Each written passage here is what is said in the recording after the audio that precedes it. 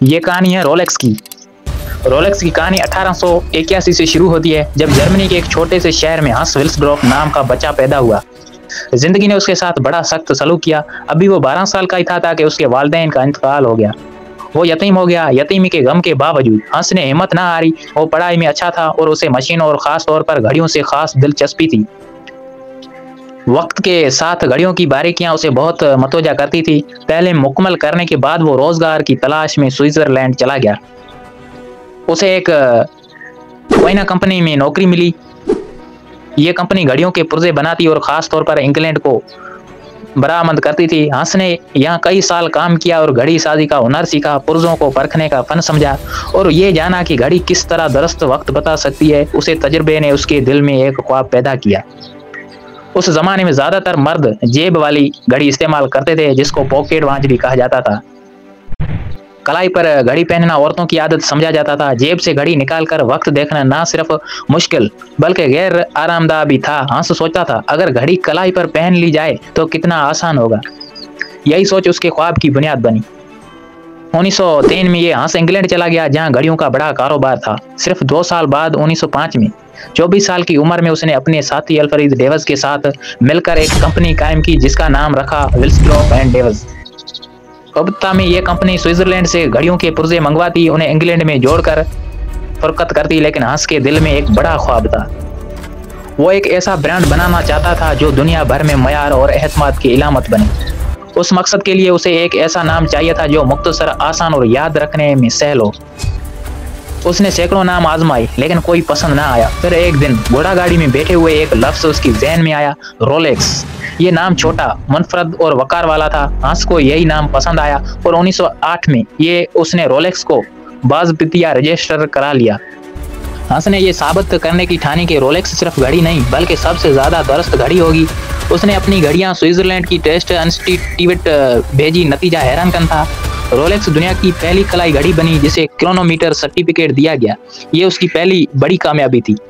1926 में हंस ने दुनिया को एक और हैरत दी। उसने रोलेक्स ऑयस्टर के नाम से पहली वाटरप्रूफ घड़ी मुतारिफ कराई। लेकिन महज दावा काफी न था। उसने एक बहादुर खातून मर्सिडीज ग्लाइटिज को मुंतखब किया, जिसने इंग्लिश चैनल तरकर पार किया।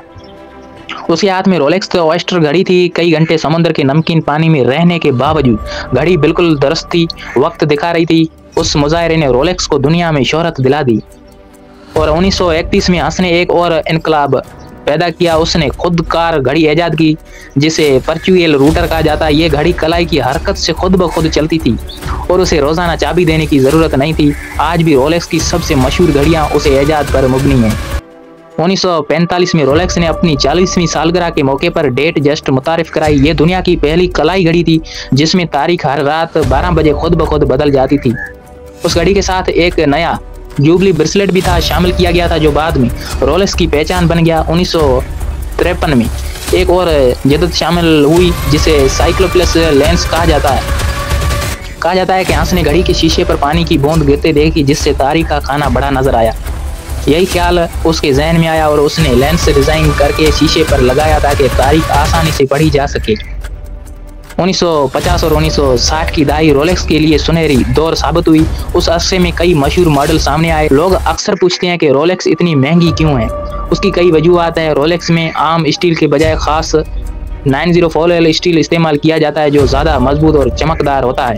हर पुर्जा कंपनी खुद तैयार करती है। घड़ियां हाथ से तैयार की जाती है और उन पर सख्त टेस्ट किए जाते हैं। पानी दबाव, झटके और दर्जा हरारत के खिलाफ उनकी जांच होती है। सबसे बढ़कर रोलेक्स महदूद तादाद में घड़ियां बनाते हैं, जिससे उनकी नायाबी और कदर बढ़ जाती है। यही वजह है कि रोलेक्स घड़ी सिर्फ वक्त बताने वाला आला नहीं है बल्कि एक स्टेटस सिंबल है, कामयाबी और एतमाद की इलामत।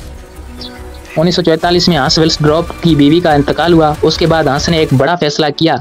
उसने अपनी कंपनी को एक फलाई इदारे हंस विल्सड्रॉफ फाउंडेशन के हवाले कर दिया और रोलेक्स के तमाम एसेसी ट्रस्ट को दे दिए। आज रोलेक्स का मालिक कोई फर्द नहीं बल्कि यही फाउंडेशन है जो अपनी आमदनी तालीम, सेहत और गरीबों की मदद पर खर्च करते हैं। और 1960 में हंस विल्सड्रॉफ का इंतकाल हुआ, लेकिन उसका ख्वाब आज भी हर रोलेक्स घड़ी में जिंदा है। रोलेक्स सिर्फ घड़ी नहीं है बल्कि एक मेरास है जो मेहनत, जिद्दत और एतमाद की इलामत है।